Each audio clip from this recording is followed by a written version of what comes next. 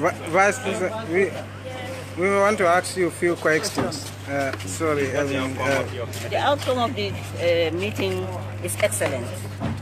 This was a family meeting. Something unfortunate happened in Faraba yesterday, which resulted to the loss of 2 lives and casualties.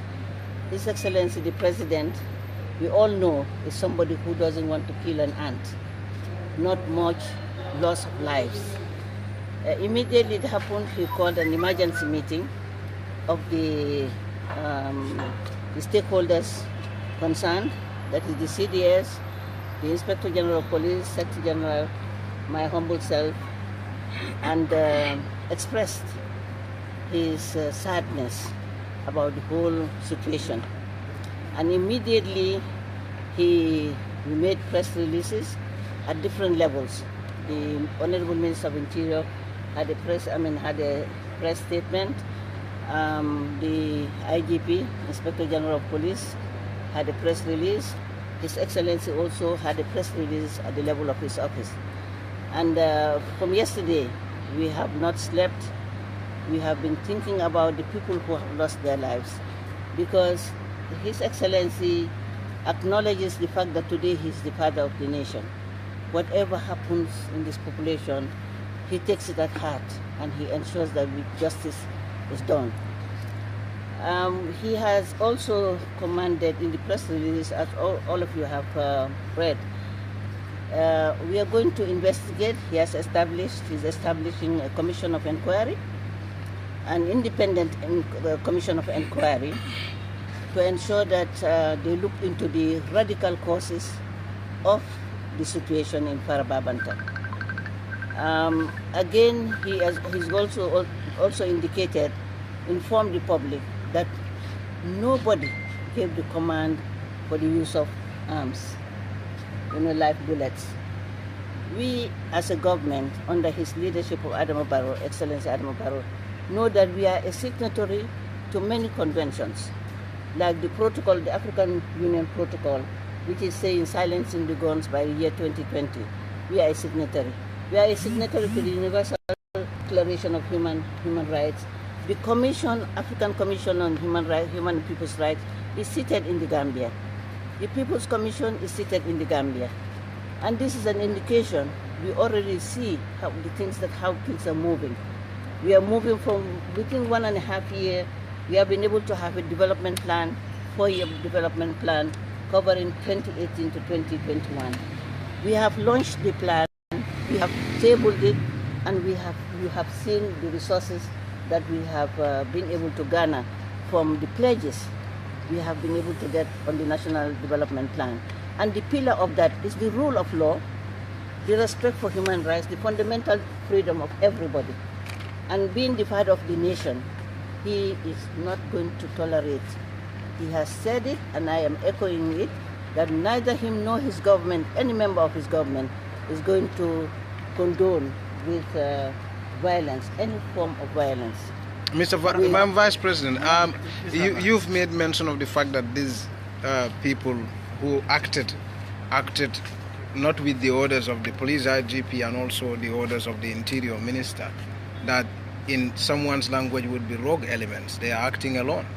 If they are acting alone, shouldn't there be an arrest since yesterday? We are leaving that to the investigation. If we tell you we cannot anticipate what the Commission of Inquiry is going to do, then we are going to do a dilute, or we will not be neutral. It is important for them to look into the radical causes of this, look at the circumstances leading to the deaths and the casualties and the conflict in the area, because it is not only to arrest, but we want to stabilize the country. We want to stabilize Faraba.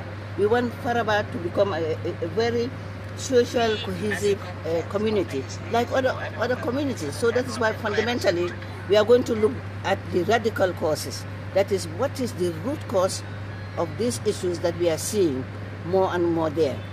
But along the way also, His Excellency and his government have said that he is not going to tolerate violence.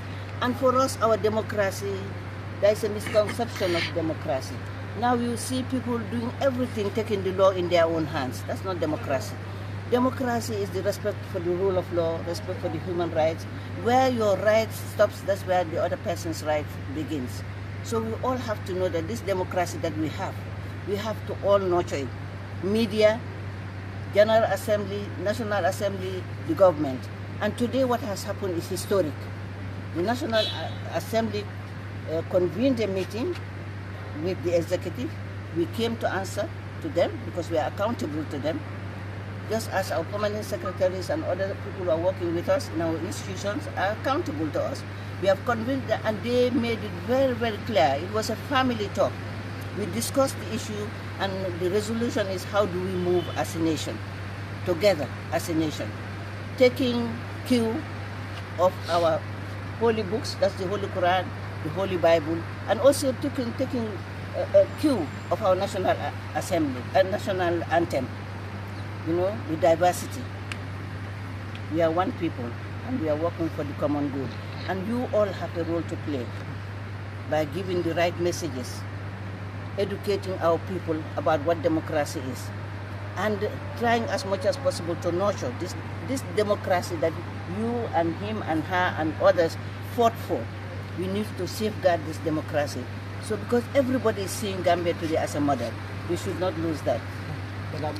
Your Excellency, when are we expecting results from the Commission of Inquiry, the established commission? His Excellency will make a statement on that. Vice President. So he is going to, of course, in everything, it is not going to be like the past. When we say we are going to, government is going to investigate, and sometimes it just dies like that. This is expeditious investigation, and which will be done as soon as possible, and the results will be shared by the public. Madam Vice President, the Faraba issue has been around for some time. Don't you think, and I'm sure the government was aware that there was a problem in Faraba, but the government went to sleep and didn't do anything. Is it correct to say that the government is only now being reactionary, not being proactive? That is your perception, and that's your understanding. For 8 months, we have been engaging both the community, the contractor, and the local authorities. It has escalated to this point, not because for 8 good months, the Honorable Minister of Energy and Petroleum is here, the Honorable Minister of Interior is here, the Honorable Minister of Lands and Local Government is here, the permanent secretaries are here. I'm here in my humble person, just to address the issues. But we have learned, in every situation you have lessons learned and best practices. The lessons that we are learning coming from different areas, and even the National Assembly also through their special committee, select committee and environment, also engage them. They engage them and they have been engaging them in dialogue in a very peaceful way. So we are now seeing something that is historic. Government, for how many years, where have you seen government and the legislature working in this way? We all came out happy. We all came back thanking Allah subhanahu wa ta'ala for bringing us together and for speaking one voice and for having one interest. Yeah, I'll give it to the woman now. Last question. We can see that since the new government, this is not the first time officers are using life bullet on people. Well, such classes, because in Kanilai, it happens in Kanilai, the Golden Lake in Bunjuru, the Sanyang one, and the cemetery at the Manjago cemetery, and now Faraba. What next for the Gambian people? They did not use live bullets in any of the water places. in the Manjago. But inside, when they You asked me a question. I listened to you, so you have to listen to me, my daughter.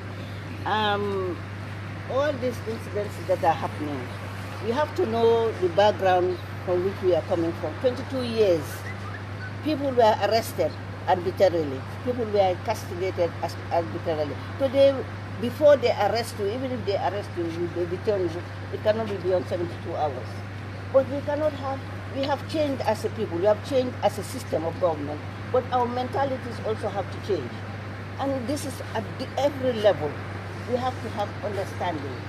The Manjago community, we engaged them and finally we resolved it amicably. The doctors were there, we engaged them. We are ready, we are a government that is accountable to the people. We are here to serve the people, not the people serving us. So wherever you hear crisis, if we don't hear it, let us know, and then we will be there to resolve it amicably. Yes, for the Faraba is unfortunate. We sympathize with the loss of lives, because every life is important. Do we know what those people were going to be if they were left alive? So we will deal with it in a very judicious way, but we are not going to, the executive, His Excellency, is not going to interfere. This government is a reform agenda, it's a democratic government where the execution, there is distinction between the executive, the legislature, and the judiciary. So everybody, all these institutions have to be strengthened, work together in order to move this country behind. And of course, we cannot leave you behind. Do you think the leaders are running away from responsibility? You made mention of the importance of the National Assembly by executing their function, and they have engaged the people of Faraba, which I was part of the committee that went there. And the instruction into the National Assembly committee was that let all mining be stopped until decision came from the National Assembly. Then where did the man and the PIU get the authority to go and protect the people, the mining place? Why the military? Because they let them withdraw all the paramilitary from there. That was the order from the National Assembly. And the mining should be stopped. Then who gave the order for the man to continue mining and the paramilitaries were sent there? Nobody gave him any order. Then what is the... Nobody gave them any order. During the 22 years, you see somebody doing something, you ask them, you say, what did they tell you? Executive order. But today is no executive order. His Excellency could have taken a decision unilaterally, but he called us. He discussed with us. He asked for us for our opinion. And when he was supposed to come here, but he went to the hospital to visit the casualties, and of course, including those who have lost their lives. So, because we cannot the two of us cannot be in a place at the same time. If I'm here, he is somewhere else. And when I'm here, I'm there representing him with the full authority and powers invested on me. For many Gambians, they believe the president should have given a statement, a public statement after this incident. What is keeping the president silent when stuff happened? He is not silent. He is working. This is a president that doesn't talk and not do anything. This is a president who is action-oriented. He is result-oriented. He said politics is over. Now what we need is to work. And working, you cannot work and talk. So there is a system in place. What he did was, number one, he cannot absorb. It was only in the past that you have the executive using the powers of other institutions. You have the police. So the Interior IGP made a press release yesterday. The Honorable Minister made a press statement. His Excellency, his office made a press release, which everybody had over Radio Gambia and GRTS. So what next is, when we report back today, then that he will have an informed decision and he will talk to the nation. And he was so shaken and shattered yesterday by what happened that I don't think it would have been a proper day for him to face the nation. He is a man, but in his heart of hearts, I think he is crying. And he is really, really sad about what has happened. And praise that that never happens anymore. Thank you so much. Thank you and God bless you. Thank you so much. Thank you.